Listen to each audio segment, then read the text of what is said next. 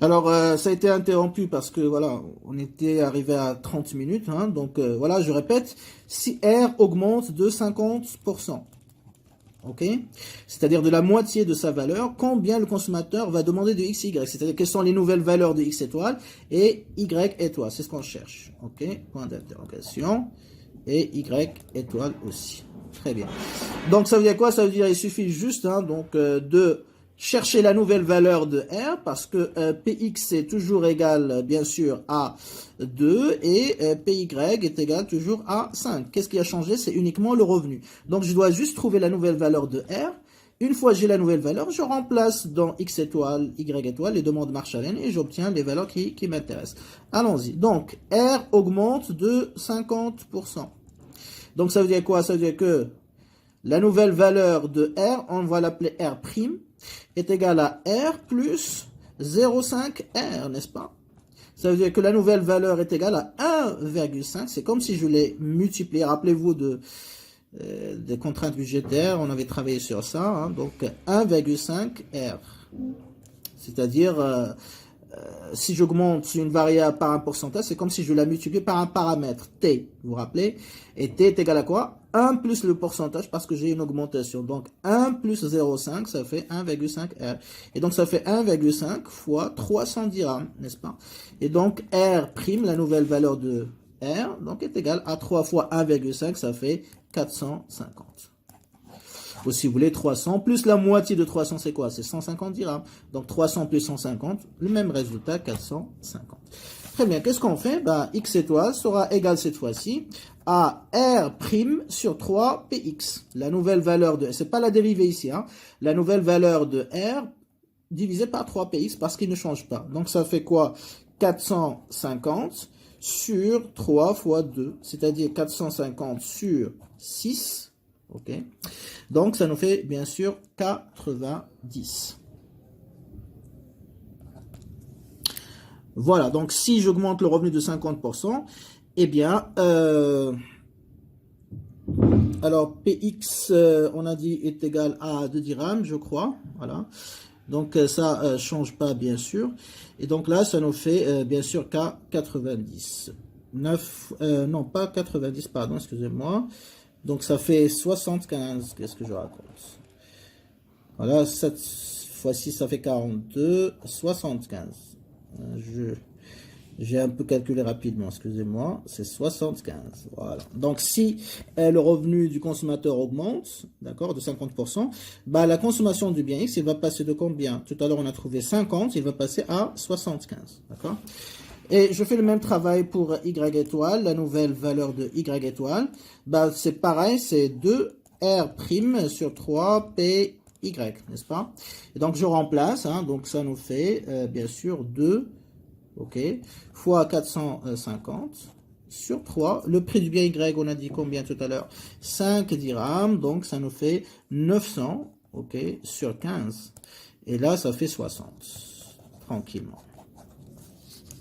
Donc, qu'est-ce qu'on remarque? Interprétation. Donc, si le revenu augmente de 50%, ok, ben on remarque aussi que X étoile et Y étoile vont augmenter de 50%. Même augmentation, de manière proportionnelle. Pourquoi? Parce que X, au départ, on avait 50. On est passé à 75. Donc, ça veut dire quoi? J'ai rajouté 25. On a augmenté de 25. 25, c'est quoi? C'est la moitié de 50. Donc, c'est 50%. Y étoile, au départ, c'était 40. Maintenant, on a obtenu 60. Donc, on a rajouté, on a augmenté de combien? De 20. 20, c'est quoi? C'est la moitié de 40. Donc, X étoile et Y étoile aussi, ils ont augmenté de 50%. Très bien. Troisième question. Alors, cette fois-ci, on vous dit que le prix du bien X, donc, augmente de 100%. N'est-ce pas? Augmenter de 100%, ça veut dire multiplier par 2. Donc, il a doublé. C'est comme si je dis, il a doublé. PY, il a baissé d'un cinquième. Un cinquième, ça fait 0,2. Ça veut dire quoi? Ça veut dire 20%. C'est comme si je dis 20%. Donc, il a baissé aussi de 20%. Voilà. Donc, un cinquième, ça veut dire 0,2, donc 20%. Trouvez les nouvelles valeurs. À quoi est égal X étoile, Y étoile. Donc, premièrement, toujours, je lis les données, j'essaie de les interpréter. Alors, Px a augmenté de 100%. Ça veut dire quoi? Ça veut dire que j'ai Px, ou P'X, la nouvelle valeur de Px, pas la dérivée, est égale à Px plus Px. Donc j'ai rajouté la totalité du Px. Donc ça fait 2Px. C'est comme si j'ai doublé, hein, donc je multiplie par 2. Donc P'X est égal au double. C'est-à-dire 2 fois 2 dirhams, ça fait 4 dirhams. Et le prix du bien Y, donc il a baissé, lui, de 20%. Ça veut dire que P'Y est égal à quoi? À la valeur initiale du prix du bien Y, moins 0,2, c'est-à-dire 20%, PY. Qu'est-ce qui me reste? C'est comme si P'Y est égal à 0. 1 moins 0,2, 1 moins 0,2, ça fait 0,80 PY. Et donc, P'Y, la nouvelle valeur de PY, sera égale à 0,8 fois 5 dirhams, qu'on a dit. Donc, ça fait 4 dirhams. Aussi. Donc, il sera égal à 4 dirhams. Très bien. Alors, après, c'est du remplacement. Hein, donc, ce qu'on a fait jusqu'à maintenant. Donc, je remplace. R, ça n'a pas changé. Et ce sont les prix des biens X et Y qui ont changé.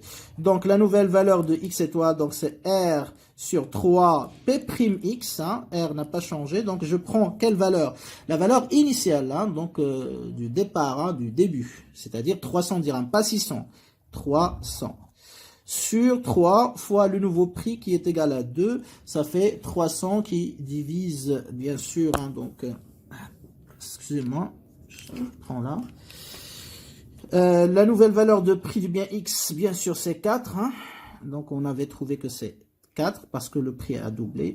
Et donc, ça fait 300, bien sûr, sur 12. Et donc là, ça me donne la nouvelle valeur de X étoile qui est égale à 25. Okay. Et Y étoile, c'est 2R, ne change pas R parce que on ne l'a pas modifié. Et 3 P'Y, la nouvelle valeur de PY. Donc, ça fait 2 fois 300 sur 3 fois 4 toujours, c'est-à-dire 12. Donc, ça fait 600 sur qui divise 12. Et donc, on obtient Y étoile qui est égal, bien sûr, à 50. Voilà.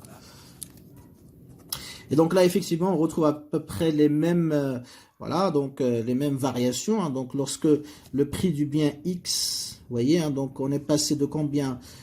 La valeur initiale qu'on avait trouvée tout à l'heure, donc c'était X étoile, c'est 50. Vous voyez, hein, donc, puisque le prix a augmenté, il a doublé, donc la quantité, enfin, le prix a été multiplié par 2, la quantité demandée a été divisée par 2 en réalité. Donc, on est passé de 50 à 25.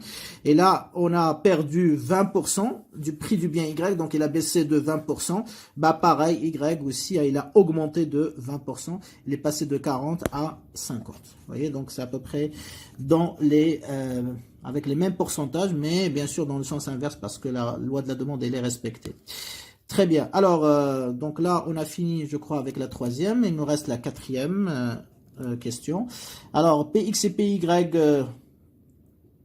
vous trouvez les valeurs. Hein, donc, c'est ce qu'on a dit. Hein, donc, quelle valeur de R pour que le consommateur quintuple sa consommation de X et de Y. OK?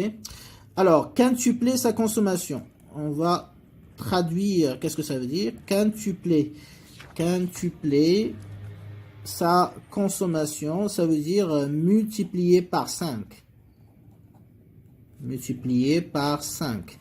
Comme quadrupler multiplié par 4, tripler multiplié par 3, doubler multiplié par 2, etc. Donc, quintupler X étoile, ça veut dire que la nouvelle valeur, on va l'appeler X' étoile, est égale à 5X étoile, n'est-ce pas? Et Y étoile ou quintupler Y étoile, la consommation de Y étoile, du bien Y à l'optimum. Donc, je vais l'appeler Y' étoile. C'est multiplier la quantité de Y à l'optimum initial qu'on avait trouvé à la question 1. On va la multiplier par 5, bien sûr. Ok? Très bien. Donc, qu'est-ce qui nous intéresse ici? À quoi est égal R pour que j'obtiens 5 fois la valeur initiale de X ou 5 fois la valeur initiale de Y. Donc, on cherche la valeur de R. Très bien. Alors, j'obtiens d'abord je vais partir de x' étoile, qui est égal à 5x étoile, qui est égal à 5 fois combien? Ben, 5 fois R sur 3px. Ok. Combien on a trouvé dans x étoile? X étoile, la première, dans la première question. Eh bien, on avait trouvé, je crois, 50. Donc, ça fait 5 fois 50, c'est-à-dire 250. Très bien. Donc, ça veut dire quoi? Ça veut dire que j'ai la nouvelle valeur de x' étoile, d'accord, qui est égale à 250, qui doit être égale, bien sûr, à R sur 3px. Donc, le prix du bien x, bien sûr, ne change pas, c'est 2 dirhams, hein, donc le prix initial. Et donc, je dois chercher à quoi est égal R pour que Gx' étoile est égal à 250.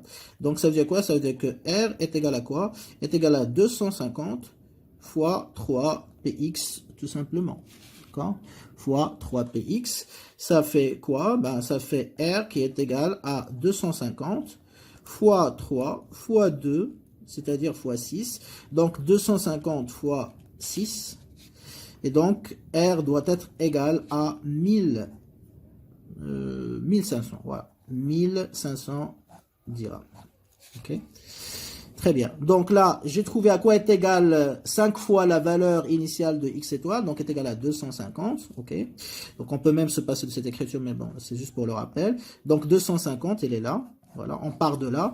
Et après, voilà, je cherche la valeur de R pour justement que x étoile soit égal à 250. Bah, pour cela, donc je réécris l'expression de x étoile, R sur 3px. Je cherche R, donc c'est 3px fois cette valeur, donc c'est 1500. Très bien. Pareil, hein, donc y' étoile est égal à 5 fois y étoile. Je remplace. Donc ça fait 5. On avait trouvé pour y étoile initiale de la première question, c'est 40. Donc, ça nous fait 200. OK? Donc, si je quintuple la consommation du bien Y, je vais obtenir 200 unités. Je vais consommer 200 unités. Maintenant, à quoi est égal R pour justement que j'obtienne 200 unités du bien Y? Donc, je sais que Y' étoile aussi, il va être égal à 2R sur 3PY. Donc, à quoi est égal R? R, bien sûr, donc sera égal à 3 PY fois Y étoile, 3 PY fois Y' étoile, sur 2, bien sûr. Et donc, je remplace, ça fait 3. PY, toujours le prix initial, donc on avait 5 dirhams. Y' étoile qu'on a trouvé ici, c'est-à-dire le quintuple, donc est égal à 200. Et je divise par 2, bien sûr. Donc, ça nous fait... normalement aussi 1500 dirhams. Donc, je dois obtenir normalement le même revenu. Très bien. Donc, pour quintupler, ok, x étoile et y étoile, c'est-à-dire pour consommer 5 fois plus la quantité initiale de x étoile et y étoile, il faut que le revenu aussi soit multiplié par 5, c'est-à-dire il doit être égal à 1500. Ok. Voilà un petit peu, je crois qu'on a répondu à 3 questions. Peut-être on peut, si vous voulez, hein, donc rajouter une dernière. Allez, pourquoi pas. Donc, 5e question. Déterminer, donc trouver Px et Py. Donc tout ça, donc ça nous permet de travailler un petit peu, de faire de la gymnastique mathématique sur les expressions de la fonction de la demande. Si j'ai Px, à quoi est égal R? Si j'ai Py, à quoi est égal R? Ou si j'ai R, à quoi est égal les deux prix? Voilà, donc c'est intéressant, hein, donc pour bien maîtriser l'utilisation de la fonction de la demande. Donc trouver cette fois-ci Px, Py, ce sont les inconnus pour que le consommateur, ok, pour que le consommateur, ok, consomme le triplé de x, y à l'optimum. Pardon, consomme la même quantité, pas le triplé. C'est à peu près la même, voilà, donc même question que précédemment. La même quantité ou les mêmes quantités de x et y à l'optimum. Ok? Donc, ça veut dire quoi? Ça veut dire que je dois avoir la même quantité du bien X et la même quantité du bien Y. Donc, les deux sont égales. Ok, c'est ça l'idée. Hein, donc, autrement dit, chercher Px et Py pour que x étoile soit y égale à y étoile. Voilà un petit peu l'idée. Alors, je vais partir de ça, de la condition, donc x étoile, y étoile. Voilà, et je vais voir à quoi sera égal Px et Py, ou quelle est la relation qui doit être entre Px et Py. Alors, pour que x étoile soit égal à y étoile, bah, je vais juste remplacer leurs expressions marshalliennes, de demande marshallienne. À quoi est égale la demande marshallienne du bien x? C'est R sur 2 Px, 3 Px plutôt, qui est égal à 2R sur 3 Py. Voilà les expressions qu'on a utilisées jusqu'à maintenant. D'accord? Très bien. Alors, qu'est-ce que je dois faire? Ben, je dois trouver une relation entre Px et Py. Si vous voulez écrire Px en fonction de Py, ou à l'inverse aussi, on peut écrire Py en fonction de Px, ça revient au même. Alors, allons-y. Donc, je vais écrire, par exemple, Px en fonction de Py. Donc, qu'est-ce que ça donne tout ça? Donc, ça donne R fois 3 Py, qui est égal, je multiplie les diagonales, est égal à 2R fois 3 Px, n'est-ce pas? Très bien. Donc, moi, R, ça ne m'intéresse pas, donc je peux simplifier. Je peux simplifier aussi par 3. Donc, qu'est-ce qui reste? Py, tout simplement, qui est égal à combien? Bah, là, bien sûr, je vais garder 2. OK. Et Px, bien sûr, hein, donc ça reste. OK. Donc, si vous voulez, hein, si on veut que le consommateur consomme la même quantité des deux biens, donc x étoile est égal à y étoile, il faut que le prix du bien y soit le double du prix du bien x. Ou l'inverse, c'est-à-dire que px est égal à quoi? Bah, la moitié du prix du bien y. Voilà. Donc, ça revient un petit peu hein, donc à la même chose. Donc, soit vous écrivez ça, soit ça. Donc, c'est le même résultat. Très bien. Donc, voilà, je crois qu'on a terminé avec hein, donc, ces deux applications. On va essayer d'avancer pour finir un petit peu sur cette section. Et on va s'intéresser en réalité aux exceptions de la loi de la demande. OK? Les exceptions de la loi de la demande. Alors, jusqu'à présent, donc, comme n'importe quelle loi, règle générale, donc il y a toujours des situations particulières qui ne sont pas respectées. Et on va les voir, pardon, ensemble. Donc, je rappelle, pardon, hein, donc la loi de la demande est respectée.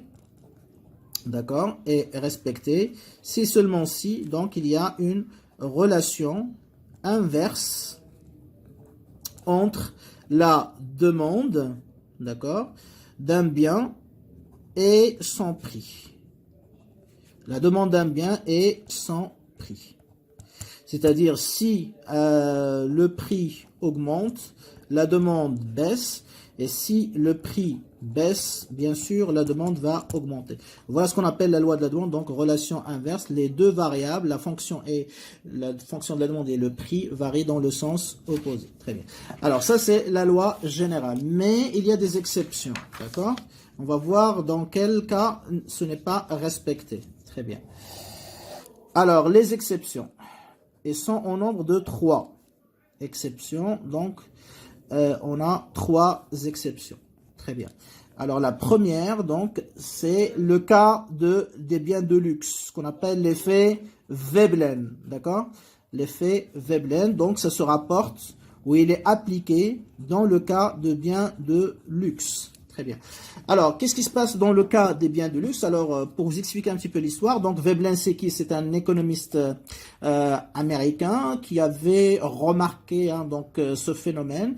Qu'est-ce qu'il avait remarqué en fait? Il avait remarqué que lorsque le prix d'un bien de luxe ou de grande marque baisse, eh bien, la consommation des riches, hein, je précise, la consommation des riches, eh bien, ou la demande émanant des consommateurs riches, il ne va pas, bien évidemment, hein, donc augmenter. Au contraire, il va baisser. Ça veut dire qu'il varie dans le même sens. Il n'y a pas de relation inverse.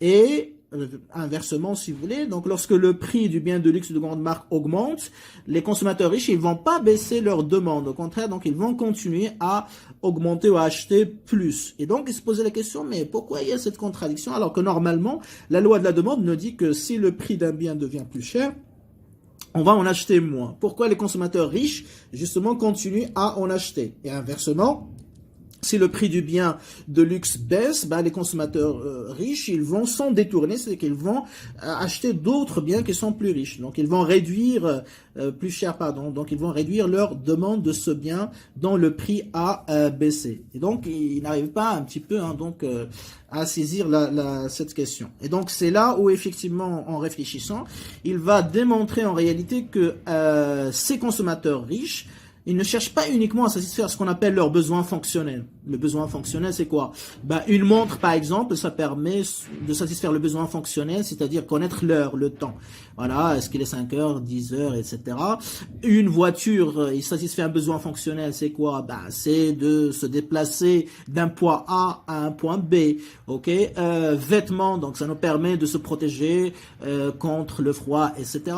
Et ainsi de suite. Donc, c'est ça le besoin fonctionnel. Mais il a remarqué, donc Veblen, que en plus de ce besoin fonctionnel, les biens, ils permettent de satisfaire ce qu'on appelle un besoin social, le besoin d'ostentation. Ostentation, ça veut dire que je vais essayer de montrer ma richesse, montrer ce que je possède, montrer mon statut social, que je suis riche, d'accord? Donc, je voudrais pas être considéré comme quelqu'un ordinaire ou quelqu'un qui fait partie d'une classe inférieure, etc. Et donc, lorsque par exemple, tu trouves un riche qui va acheter une montre à 10 000 dirhams ou à 20 000 dirhams, tu te dis, bon, si c'est uniquement pour satisfaire un besoin fonctionnel, c'est-à-dire connaître l'heure, eh bien, une montre de 50 dirhams, c'est largement suffisant. Alors, pourquoi justement, donc, il va acheter une montre qui coûte encore des millions.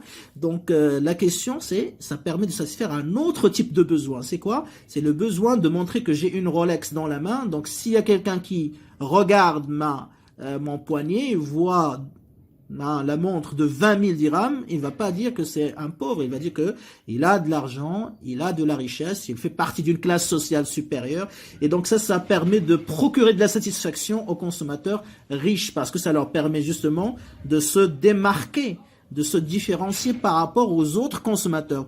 Je ne suis pas comme les autres et donc j'achète ou j'utilise une montre de 20 000 dirhams, sachant que une montre de 50 ou 100 dirhams pourrait satisfaire le même besoin. Vous voyez? Et donc pareil pour les voitures. Donc les riches ils vont acheter des Ferrari, des Porsche, etc. de grandes marques, alors que les autres ils vont acheter des Dacia, etc. Donc voilà, des marques qui sont inférieures. Voilà pourquoi. Tout simplement parce que ça leur permet de se distinguer socialement des autres et de démontrer, si vous voulez, ou de communiquer, de montrer leur richesse, leur statut social. Et donc, c'est l'explication qui a été trouvée par Veblen, ce qu'on appelle l'effet Veblen, l'effet ostentatoire. Ça veut dire que si le prix du bien de luxe augmente, ben les riches, ils vont l'acheter encore plus parce que ça leur permet de se distinguer par rapport aux autres qui ne peuvent pas l'acheter. Inversement, si le prix de ces biens de luxe de grandes marques baisse, eh bien, l'effet ostentatoire, c'est-à-dire l'effet de distinction sociale par rapport aux autres, il va s'estomper, il va être plus faible, l'écart, il va se resserrer, ce qui pousse justement ces acheteurs ou ces consommateurs riches à s'en détourner, c'est-à-dire qu'ils vont réduire leur demande de ce bien. Et donc là, effectivement, le prix baisse, la demande baisse. Donc là, il n'y a pas de relation inverse, la loi de la demande n'est pas respectée. Demain, si je vous dis que la Ferrari coûte le même prix que Dacia, eh bien, tous les Marocains, ils vont acheter des Ferrari. Donc les Marocains, les consommateurs marocains riches, ils ne vont plus acheter une Ferrari parce que ça leur permet plus de dire qu'on est riche, on a un statut social supérieur, etc. Donc ils vont acheter une autre marque, donc ils vont réduire et peut-être même ils vont vendre leur voiture, donc leur demande va baisser et ils vont acheter bien sûr d'autres marques qui sont encore inaccessibles pour les autres. Et donc voilà, la première exception à la loi de la demande, c'est lorsque on essaie de l'appliquer dans le cas de biens de luxe ou de grandes marques. D'accord? Très bien, donc c'est de résumer un petit peu ça. Donc l'effet Veblen s'applique aux biens de luxe. Donc les biens de luxe, donc ils permettent de satisfaire bien sûr le besoin fonctionnel, n'est-ce pas? Ok. Mais aussi ils permettent de satisfaire un besoin social, c'est-à-dire de distinction ou de différenciation sociale. Distinction sociale, ok. Et donc lorsque le prix donc du bien de luxe, ok, va augmenter, bah forcément, donc peu d'acheteurs, donc peu de consommateurs peuvent l'acheter, n'est-ce pas? Donc, l'effet de distinction sociale, l'effet de différenciation sociale, donc, est très grand, n'est-ce pas? Est très élevé. Et donc, puisqu'il est très grand, donc, ça va pousser les consommateurs riches, hein, attention, hein, je parle des consommateurs riches, donc ils vont être très motivés pour acheter ce bien. Donc ça va augmenter la demande parce que justement, les consommateurs riches, ils cherchent à se différencier par rapport aux autres. Donc ça va augmenter la demande des riches, ok, parce que ça permet de communiquer leur statut social, ok. Très bien. Donc, qu'est-ce que je remarque? J'augmente le prix, la demande augmente.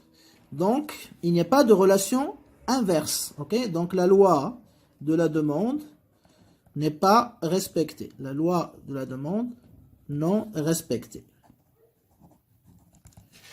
Vous voyez? Très bien. À l'inverse, hein, donc, on peut penser que si le prix du bien de luxe baisse, eh bien, donc, on va augmenter la demande hein, de la part des consommateurs. Bien sûr, la demande des pauvres, il va augmenter, mais la demande des riches, il va baisser. Pourquoi? Parce que, donc, si le prix baisse du bien de luxe, par exemple, on a parlé de Ferrari, mais si on parle de bijoux, par exemple, les sacs de grandes marques, Louis Vuitton, les parfums Chanel, etc. Donc, si demain leur prix hein, donc, devient accessible à tout le monde, donc ça veut dire que tous les consommateurs, sans exception, peuvent l'acheter. Et donc, si tout le monde peut l'acheter, donc l'effet de distinction, il disparaît, il n'est plus. Donc, l'effet de distinction sociale, donc, bien sûr, il va baisser, il va devenir faible, sinon nul. Et donc là, ça veut dire quoi? Ça veut dire que les consommateurs riches, ils ne seront plus intéressés par ce type de bien, ok? Donc, leur demande, donc la demande des riches, les consommateurs riches, il va baisser. Et donc, pourquoi ça va baisser? Parce que justement, donc, leur statut social, ils ne peuvent plus communiquer leur signaler, montrer leur statut social. C'est comme si, hein, donc, leur statut social est là, il a baissé puisque ils sont maintenant à égalité avec les autres, parce que les autres aussi, ils peuvent acheter les mêmes choses. Donc, c'est pour ça qu'ils vont s'en détourner, et donc ils vont chercher d'autres biens qui sont encore plus chers. Et donc là, effectivement, la loi de la demande n'est pas respectée. Pareil, la loi de la demande non respectée. Ok? Voilà. Donc c'est la raison pour laquelle les riches, les consommateurs riches en général, ils vont acheter des biens que les autres ne peuvent pas acheter. Ils vont aller dans des endroits où les autres ne peuvent pas aller. Parce que justement, donc, dans les restaurants, dans les destinations de voyage, etc., dans les cafés, donc peu importe, donc ils vont toujours essayer de se démarquer, de se distinguer des autres. Donc ce besoin de communiquer, de montrer son statut social et sa richesse. Et donc bien sûr, pour montrer son statut social, etc., il faut que vous achetiez des choses que les autres ne peuvent pas acheter. Donc, plus le prix est cher, plus la demande des riches est élevée, et inversement. Donc, plus le prix est bas, la demande des riches va baisser. Donc, c'est pour ça que la loi de la demande n'est pas respectée. Deuxième situation, eh bien, c'est c'est un petit peu l'inverse. Donc, c'est l'effet Giffen. Alors, Giffen, hein, donc c'est du nom de l'économiste qui avait découvert ce phénomène. Alors, qu'est-ce qu'il a remarqué, Giffen? Eh bien, lorsque on a, par exemple, des consommateurs qui sont pauvres, donc leur budget il est très petit, leur revenu il est faible, eh bien, l'essentiel de ce budget, de ce revenu, il leur permet à peine de faire quoi? Ben, juste de consommer les produits de première nécessité. D'accord?